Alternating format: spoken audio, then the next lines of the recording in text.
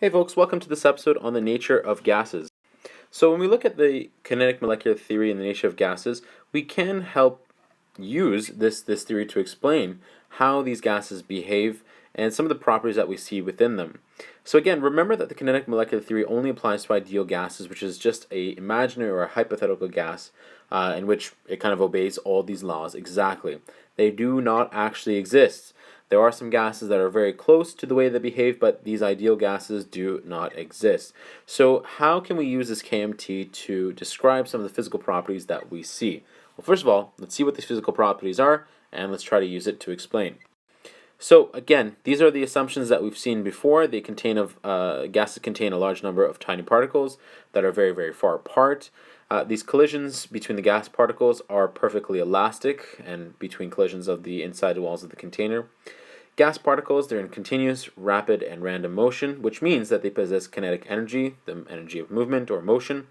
There are no forces of attraction or repulsion between these gas particles, so aka there's no intermolecular forces, and the average kinetic energy of the gas particles depends on the temperature. So if you increase temperature, you increase the kinetic energy. You decrease the kinetic energy.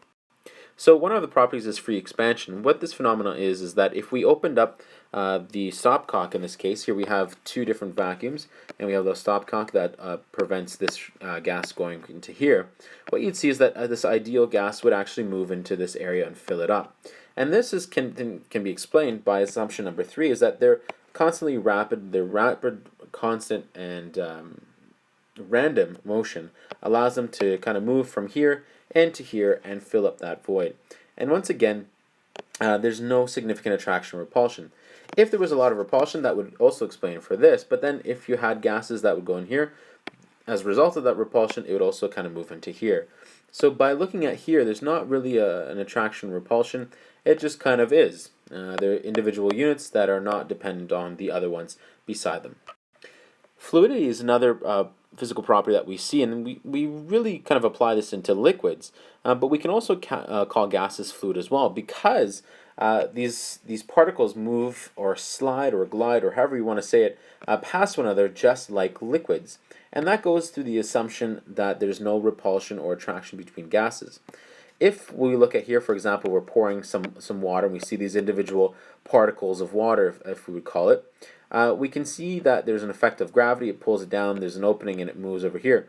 But if this attraction was quite great, we'd probably see a kind of hesitation in that pour.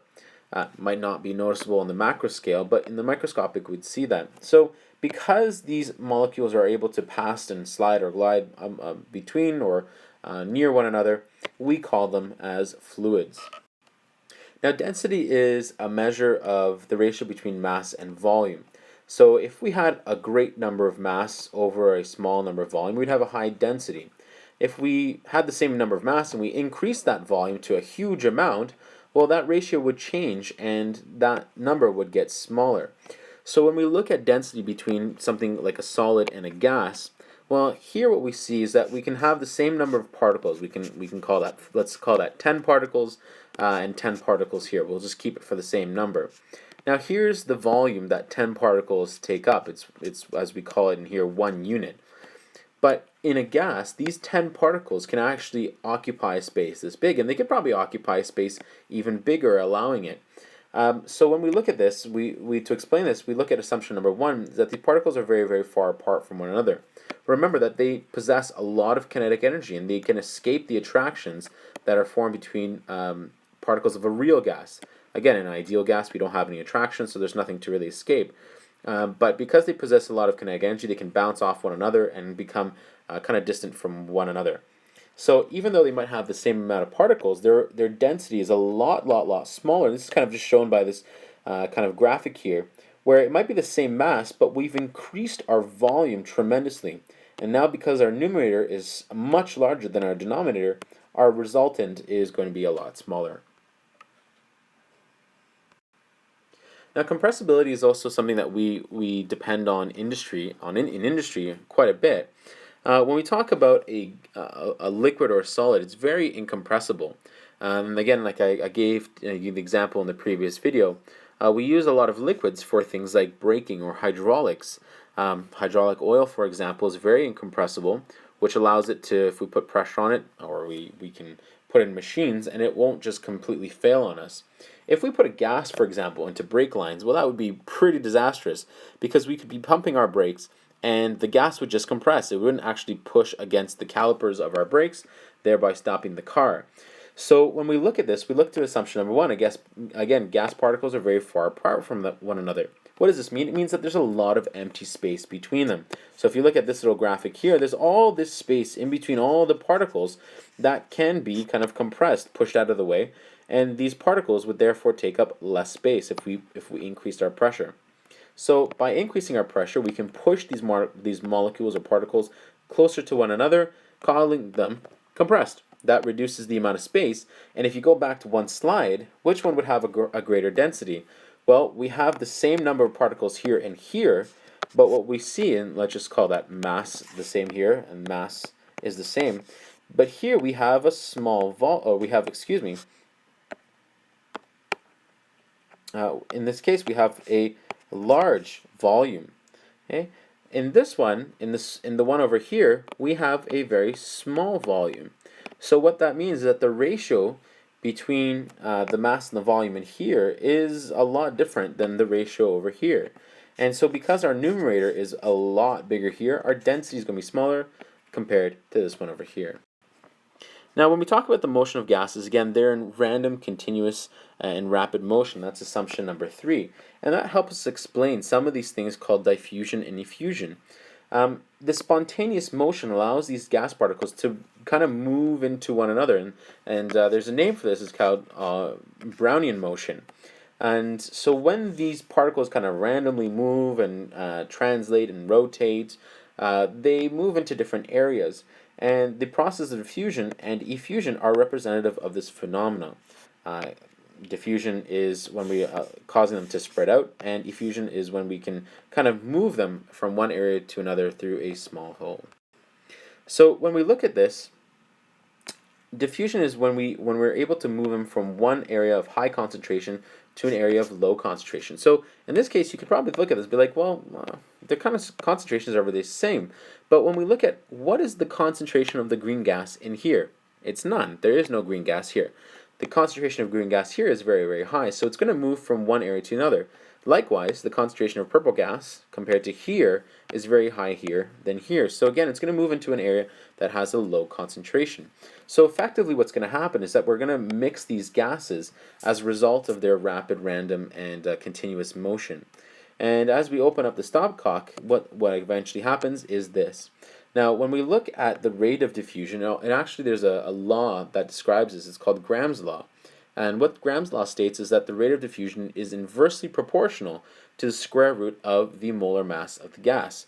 So the bigger it is, the less it will diffuse. And that kind of makes sense, because if we apply it over here, the bigger it is, the probably less velocity it's going to have. The bigger the diameter, the less it's going to be able to fit through a small hole in the stopcock. And the bigger it is, the more attractive force it's going to have. Remember that when the reason for a bigger atom, for example, is because, yes, it might have a nucleus, but the reason that it gets bigger and bigger and bigger is because it has more energy levels and more electrons. More electrons, remember what that is if we talk about London dispersion forces, means greater London dispersion forces. So if we have a greater amount of London dispersion forces, what does that mean? Well, it's probably not going to want to move from one another over here. It's probably going to stay together. If it pairs up with another gas, it's probably not going to get through that stopcock over there and therefore diffuse. Now, effusion is again movement of gases, but it's when it escapes through a small hole. And we can use the same principles where the bigger it is, the less it's going to effuse. Remember, if we have a kind of pinhole, these are very, very small particles. It's easy to get through, helium in this case. And here we have ethylene oxide, so a lot larger molecule, which has a more difficult time getting through. So again, when we talk about effusion and diffusion, we have to look at the size of the particle, and that will help us judge how well it will effuse or diffuse. Now remember, real and ideal gases are not the same. Ideal is a hypothetical gas that is made to fit these hypotheses. A real gas is a gas that we'd see in the real world, in our real lives.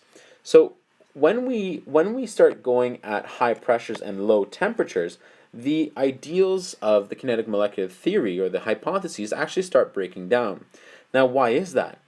Well, remember, if we have a low temperature, how does that affect the kinetic energy? Low temperatures means low kinetic energy. Now, if it has low kinetic energy, it can't actually escape these attractive forces that are actually found in real gases. Remember, ideal gases, we make the assumption that no attraction actually happens. But as we saw in the slide before, all these gases contain electrons. If they contain electrons, they're going to be creating London dispersion forces. So you need some amount of kinetic energy to actually break from these intermolecular forces. The lower the temperature, the less the kinetic energy, and the less chance these gas particles will be able to escape these attractions from adjacent particles. Now, high pressures, when we look at that, what does high pressure mean? Well, if we look at compressibility of gases, a high pressure will means that it's going to start pushing all these molecules toward another, taking up this empty space. The closer these things are together, what do you think? Well, the closer they are, the more intermolecular forces they're going to be creating amongst one another. More intermolecular forces means it's not going to be able to create a lot of space between them. There are going to be attractive forces between them, and this is where some of these ideals, or the postulates of the kinetic molecular theory, start breaking down. And this was actually shown by, well, look at it, van der Waals, the person that we kind of name our London dispersion forces after, showed that real gases apply an attractive force on one another. So this individual over here, showed that this ideal gas is not actually what we see in real life. We see the gases that we see do have an attraction between one another. The closer they are, the stronger the attraction. And the way that we bring them closer is by increasing pressure or taking away their kinetic energy by lowering the temperature. So we do have some gases in real life, or real life gases, that behave almost ideally, and these are gases that are monatomic and nonpolar, which kind of describes the noble gases. Okay? Like, for example, neon.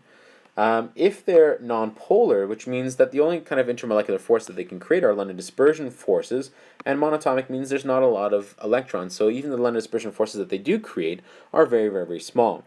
The more polar a molecule is, the more intermolecular forces they're going to have. So, for example, if we took water and we tried to see what kind of intermolecular forces, well, this is very, very polar. This side is slightly negative, this side is slightly positive. So if we had another water molecule that's adjacent to this, and we had our hydrogens over here that are slightly positive, there's going to be an attraction between that, and that means it's not going to act like an ideal gas whatsoever, because ideal gas, or kinetic molecular theory, states that there's little or no attraction or repulsion.